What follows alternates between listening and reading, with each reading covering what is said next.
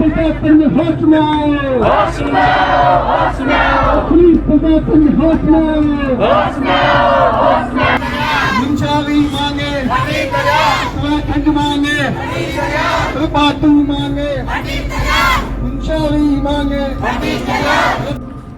जी हाँ दोस्तों, अपने उत्तराखंड में कुछ ऐसी घटनाएं सामने आ रही हैं जो हालात को और भी ज्यादा परेशान करने वाला, चुनौती देने वाला, तनावपूर्ण बना देने वाली।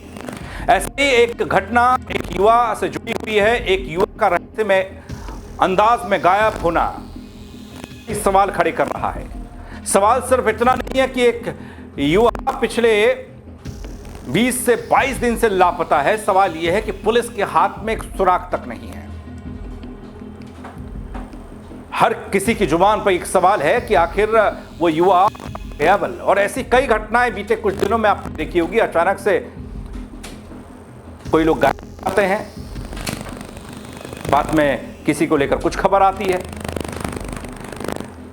अब जिस युवा की मैं बात करने जा रहा हूं वो पिछले 22-23 दिनों से लापता बताया जा रहा है। पुलिस तक के हाथ खाली हैं, कोई सुराग नहीं है। पूरी खबर देखिएगा, आखिर ऐसा क्यों हो रहा है। कानून व्यवस्था को लेकर एक तरफ बहुत सारे सवालात हैं, दूसरी तरफ एक रहस्यमयी गुमशुदगी, और उस पर पुलिस ये कि एक सुराग तक हाथ नहीं लग पाए। नमस्कार, कजरौतेला, आप देख रहे हैं उत्तराखंड न्यूज। दोस्तों, मैं क्यों कह रहा हूं या लोग क्यों कहते हैं बल्कि अपने उत्तराखंड में हालात ठीक नहीं है। अपने उत्तराखंड में कानून व्यवस्था को लेकर, पुलिस की कार्यशैली को लेकर, पुलिस की तत्परता को लेकर, जांच पड़ताल को लेकर क्यों सवाल उठने लगे हैं। इधर हम रजत जयंती मना रहे हैं, उधर पुलिस महकमे पर सवालों का सिलसिला जारी है।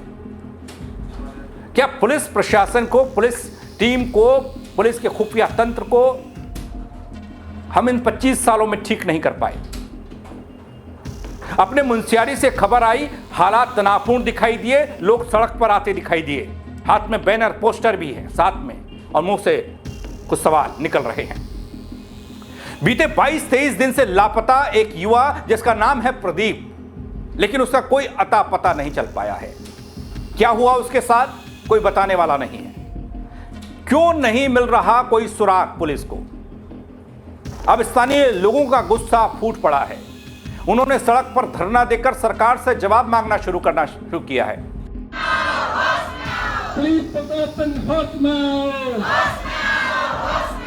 पुलिस प्रशासन होश में आओ, बलवा कोट पुलिस होश में आओ, बलवा कोट पुलिस होश में आओ, मुंशावी मांगे, उत्तराखंड मांगे, पातू मांगे, मुंशावी मांगे, उत्तराखंड मांगे, पातू मांगे, मुंशावी मांगे। दोस्तों, मुंशारी के सवालों के घेरे में है। हर कोई यही जानना चाहता है कि प्रदीप नाम का वो शख्स आखिर कहां है, कहां गायब हो गया। खबर बेहद संवेदनशील है, अंत तक जरूर देखिएगा दोस्तों। सीमांत पिथौरागढ़ जिला पड़ता है और वहीं पड़ता है मुंशारी का ये इलाका, जहां पिछले 22-23 दिन से लापता है पातो निवासी प्रदीप दरियाल। प्रदीप दरियाल की खोजबीन के लिए एसआईटी के गठन की मांग उठने लगी है। लोग कह रहे हैं कि कोई विशेष टीम बनाइए, भेजिए, वही अब प्रदीप का अता पता लगाएगी, कोई सुराग लगाएगी। इस पुलिस के हाथ में कुछ नहीं है, ये कुछ नहीं कर सकती। जिसको लेकर मुंशियारी में जुलूस निकाला गया, जोरदार प्रदर्शन की शुरुआत हो गई। प्रदर्शन के दौरान पुलिस प्रशासन होश में आओ, होश में आओ, होश में आओ, पुलिस प्रशासन होश में आओ, होश में आओ, होश में आओ, बलवा कोट पुलिस होश में आओ, होश में आओ, होश में आओ, बलवा कोट पुलिस होश में आओ, होश में आओ, होश में आओ। बुलावा कोट पुलिस की कार्यप्रणाली को लेकर सवाल उठने लगे। उप जिलाधिकारी खुशबू पांडे के आदेश के बाद भी बलवा कोट कोतवाली की इंचार्ज यहां नहीं पहुंची। एक एसडीएम कहती है, उसके बावजूद भी पुलिस काम नहीं करती है। इस बात को लेकर आंदोलनकारी और गुस्से में आ गए। दोस्तों, आपको मैं प्रदीप के लापता होने की खबर को बताऊं कि यह कैसे हुआ, उससे पहले प्रशासनिक कार्यप्रणाली को देख लीजिए, पुलिसिया कार्यशैली को देख लीजिए। बीते 22-23 दिन से पुलिस को कोई ठोस सबूत नहीं मिला और प्रदीप के परिजनों को कोई ठोस जवाब नहीं दे पा रहा है। जब उप जिला अधिकारी आदेश देती हैं कि पुलिस तत्परता से काम करे, तो बलवा कोट कोतवाली की इंचार्ज तक नहीं पहुंचती। गंभीरता को देखो कैसे समझा जा रहा है, इस मामले की गंभीरता को पुलिस कैसे ले रही है। इससे पता चलता है कि इस मामले में पुलिस कितनी गंभीर है। इधर एसडीएम का कहना कि इंचार्ज के नहीं आने की सूचना पुलिस अधीक्षक को जिला अधिकारी को भेजी जाएगी, बल उच्च अधिकारियों के स्तर से ही कार्रवाई संभव हो पाएगी। हद हो गई साहब। अब उच्च अधिकारी ये कहेंगे बल कि ये पूरी सूचना मुख्यमंत्री को भेज दीजिए, डीजीपी साहब को भेजिए, तब कहीं पता चल पाएगा कि प्रदीप नाम का वो युवा कहां गया। बीते 22-23 दिन से ऊपर हो जाने पर भी उसका कोई सुराग, कोई अता पता नहीं। दरअसल दगड़ियों, ग्राम पंचायत पातो से 32 किलोमीटर की यात्रा करने के बाद प्रदीप के गांव के ग्रामीण भारी संख्या में तहसील मुख्यालय पहुंचे थे। मुनस्यारी बचाओ संघर्ष समिति के बैनर तले निकले जुलूस प्रदर्शन में पुलिस प्रशासन की लापरवाही को लेकर जोरदार हंगामा हुआ।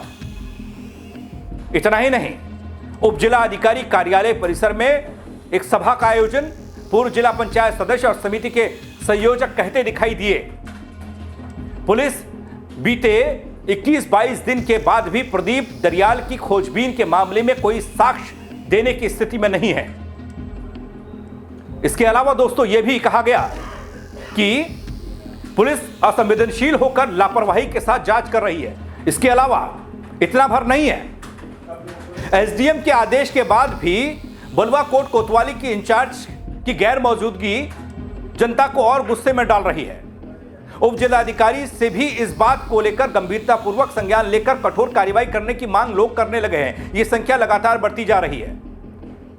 यहां आपको यह भी बता दूं दोस्तों कि प्रदीप दरियाल के पिता ललित सिंह दरियाल कहते हैं कि जब 20 से ज्यादा दिन बीत गए, संतोषजनक कार्रवाई नहीं हुई, स्पेशल पुलिस सेल के गठन के बिना न्याय मिलना कठिन है। हो सकता है उनके बातों में, उनके कहने के लहजे में थोड़ा अंतर हो, लेकिन वो बात कर रहे हैं एसआईटी की। मैं बता देता हूं, बोले इन पुलिस वालों के बस के कुछ नहीं है। कोई जांच अधिकारी बैठाइए, कोई देहरादून से टीम भेजिए, तब जाकर प्रदीप नाम के उस युवा का पता चल पाएगा जो पिछले 20-22 दिन से लापता है। दोस्तों, प्रदर्शनकारियों ने एसडीएम के माध्यम से प्रदेश के मुख्यमंत्री को ज्ञापन भेजा। प्रदीप दरियाल की खोजबीन के मामले में एसआईटी गठित करने के लिए मांग की गई, जांच को तेज करने के लिए मांग की गई। ज्ञापन में जिला स्तर के एक उच्च अधिकारी को इस मामले की जांच की डेली प्रगति रिपोर्ट मॉनिटरिंग के लिए अधिकृत करने की मांग की गई।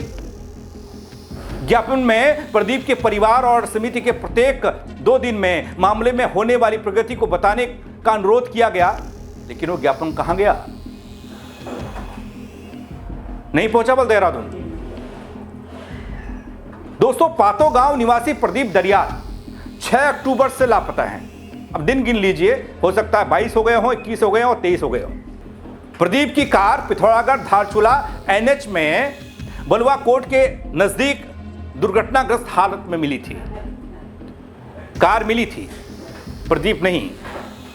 बस यही जानकारी है इस खबर में। पुलिस यही बता रही है। गुमशुदगी की रिपोर्ट बलवाकोट थाने में दर्ज की गई, लेकिन बीते 20-22 दिन के बाद भी पुलिस लापता प्रदीप का पता नहीं लगा सकी। प्रदीप का पता नहीं चलने से माता पिता सहित सभी परिजन परेशान, पूरा इलाका एकजुट हुआ। अब धरना प्रदर्शन करने के लिए मजबूर है और सड़क पर नारे लग रहे हैं निकम्मी पुलिस के। दगड़ियों, उत्तराखंड में लोगों के लापता होने का सिलसिला ये थम नहीं रहा। कई घटनाएं बीते कुछ दिनों में देखने को मिली हैं। रहस्यमय तरीके से गायब हो जाते। एक पत्रकार भी गायब हुआ था, बाद में ये कहा गया कि एक्सीडेंट हो गया उसका। लेकिन जब तक ये वो जांच चली, वो पत्रकार था, काफी दबाव पड़ा, तो पता चल पाया बहुत दिन के बाद कि ऐसा सा मामला था। अब प्रदीप के लिए कौन लड़े? इतना ही नहीं है इस मामले में, अब तक कई सारे मामले ऐसे सामने आ चुके हैं जिनमें लापता लोगों का लंबे समय से कोई अता पता ही नहीं है। ऐसी ही ये दुखद खबर पिथौरागढ़ जिले से सामने आई, जहां प्रदीप दरियाल लापता हो गया, जिसका अब तक कोई पता नहीं चल पाया है। प्रदीप के लापता होने के बाद से उसका परिवार चिंतित है, लेकिन कोई जवाब देने वाला, कोई पीठ पर हाथ धरकर संभल देने वाला नहीं है। पुलिस से शिकायत की गई, लेकिन पुलिस वाले बयान तक नहीं दे रहे हैं कि प्रदीप के मामले में क्या जांच चल रही है। अब सब लोग एकजुट होकर धरना प्रदर्शन, ऐसा लगता है कि बीते कुछ दौर को आप देखेंगे तो जितने भी धरना प्रदर्शन हुए किसी ना किसी मसले पर, तब जाकर सरकार ने सुनी। एक बड़ा देहरादून में भी प्रदर्शन बेरोजगार संघ ने किया था पेपर लीक को लेकर, उसके बाद सरकार ने फैसला लिया या सुना समझा। एक चौखुटिया वाले पैदल पैदल देहरादून पहुंचने वाले हैं, आजकल में पहुंच जाएंगे, पद यात्रा निकली है। कोई सुन नहीं रहा है, ऐसा लगता है। कहीं जुलूस निकलना, कहीं प्रदर्शन होना, यहां तो पुलिसिया कार्यशैली, कार्यप्रणाली कटघरे में खड़ी है, गंभीर सवाल खड़े हो रहे हैं। लेकिन कार्रवाई के नाम पर, जवाब तलब की नाम पर एसडीएम साहिबा कहती हैं कि मैंने बोला, लेकिन पुलिस के अधिकारी नहीं पहुंचते हैं। प्रदीप दरियाल दोस्तों 5 अक्टूबर को नैनीताल जिले के हल्द्वानी से करीब 3 बजे अपने स्कॉर्पियो वाहन से धारचूला के लिए निकला था। 6 अक्टूबर को प्रदीप का वाहन दुर्घटनाग्रस्त हालत में पिथौरागढ़ धारचूला एनएच पर मिला, बलवा कोट में। काफी ढूंढा गया, परिजनों ने काफी कोशिश की, लेकिन प्रदीप का कुछ अता पता नहीं। सवाल एक ही है दोस्तों, प्रदीप गया तो गया कहां और पुलिस क्या कर रही है? ऐसे मामलों पर क्यों नहीं हमारे डीजीपी साहब या मुख्यमंत्री धामी जी की नजर पड़ती? सोचने वाली बात है।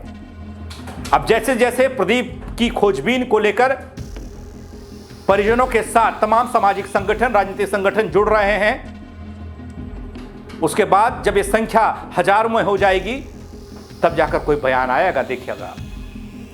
लेकिन उससे पहले कोई कुछ बताने वाला नहीं है, कोई गार्जियन नहीं है। पुलिस वाले इस पूरे मसले पर कोई बयान नहीं दे रहे हैं।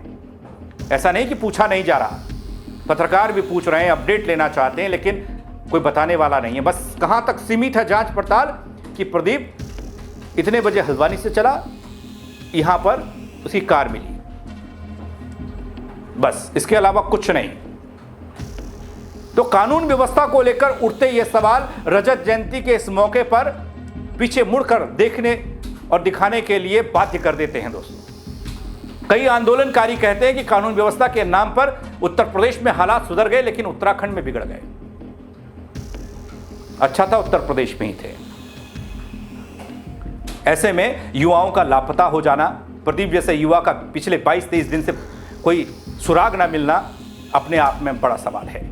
क्या 25 सालों में अपने पुलिसिया तंत्र को हम इतना मजबूत नहीं कर पाए कि किसी युवा के गायब होने की जानकारी मिलने के 22 दिन बाद भी हम उसके मामले में कोई अपडेट नहीं दे पा रहे हैं? यह सोचने वाली बात है दोस्तों। आप भी सोचिएगा, आप क्या कहेंगे इस खबर को लेकर, मुझे कमेंट के जरिए जरूर बताइएगा दोस्तों। मेरे साथ जुड़ने के लिए आप सबका बहुत शुक्रिया। जय उत्तराखंड। साहब ने पेपर से कोई मदद देनी तो वो भी दे दो। हमने टीम का गठन कर दिया है, 4 सदस्यीय टीम बनाई है मैंने, कल ही मैंने ऑर्डर कर दिया है। करेंगे हम लोग, पूरी कोशिश करेंगे, ठीक है? कोशिश करेंगे।